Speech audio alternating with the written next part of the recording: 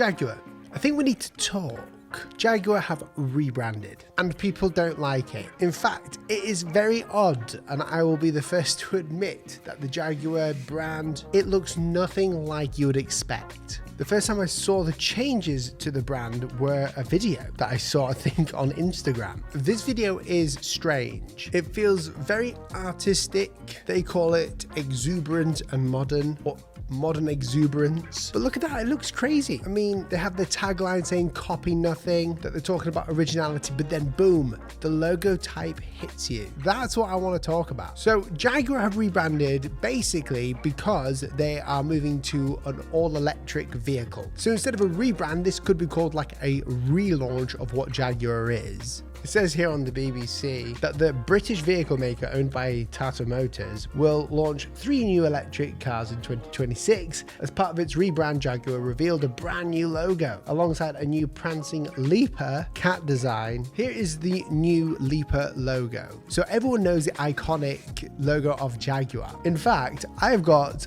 I think somewhere, the old brand guidelines just here. So here is their 2012 intro to the new logos and fonts from their last kind of rebrand, and we can see down here as we go, we've got the outline of the Jaguar. So there's that leaping cat, kind of looks like Puma a little bit there as well, and the color palette is red, which is quite popular in car manufacturing. The problem is people don't like the new brand. And why is that? Well, I can tell you a few things. Over here we have the new logos. We have a few different ones, in fact. We have what's known as the device mark, which I would call a logotype. And it says here, it's a powerful celebration of modernism, geometric form, symmetry, and simplicity, demonstrating the unexpected by seamlessly blending upper and lowercase characters in visual harmony.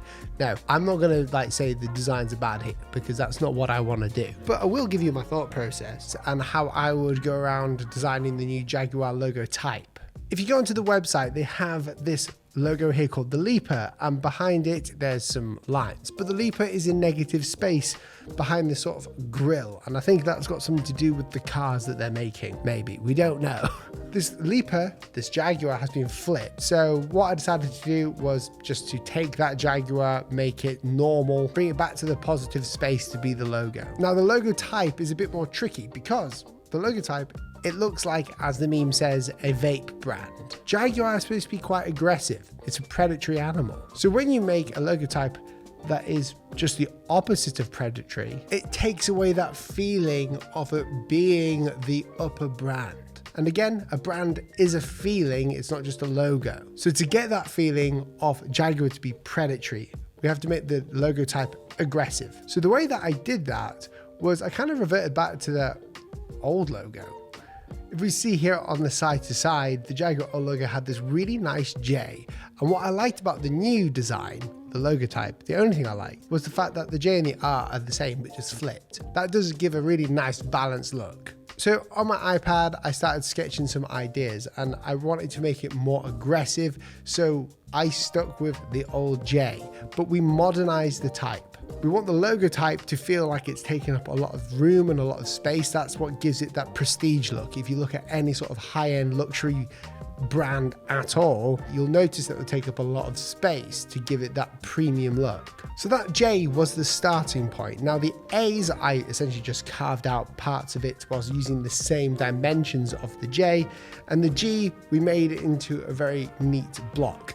One thing about logotype design that many don't understand is that the scales, the widths of each letter has to be different. If I show you in glyphs, this is a font app, but I use it to actually design logotypes. It's very good. The J here, this is called the stem. The main stem is 195, but the actual horizontal stem is 160. And the reason why we do that isn't because it's a serif, but because horizontal lines look thicker than the vertical lines when they're the exact same size. So all we're doing here is we're alluding to the fact that it is geometric. Even with the G, we've moved it in slightly, so it isn't exactly at this point that you would normally find it. Normally, when we're creating logotypes, if you don't know about type, you'd think that this point here is exactly where this point ends, and that's not true. So with the G, you can see that we have a 195, a 195, and then 160, and we follow this pattern all the way around the logotype whilst keeping everything the same.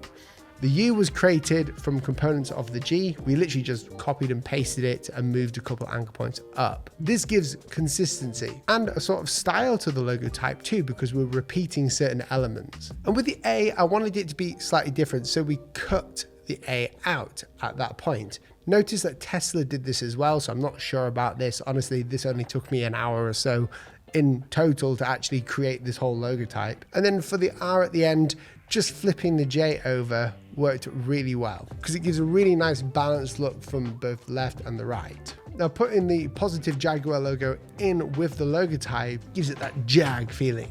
I have this other idea though that could work.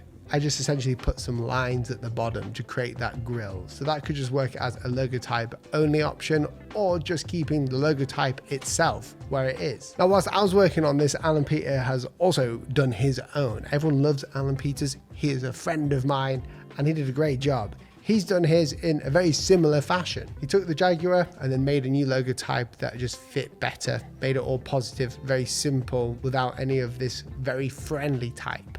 Go follow him, link in the description. So why is it that these sort of logo types work better? 1, it's more aggressive, that's what people want. 2, it looks high end. 3, it's in all caps. Having a logo type in all caps makes it feel like it's prestigious, makes it a statement. When you have it in lower caps, it can look too friendly, too round, too bubbly. People don't get on with that. Honestly, if I was Jaguar, I probably wouldn't have just shown the logo and the new brand without showing the car. That would have been better to show the car.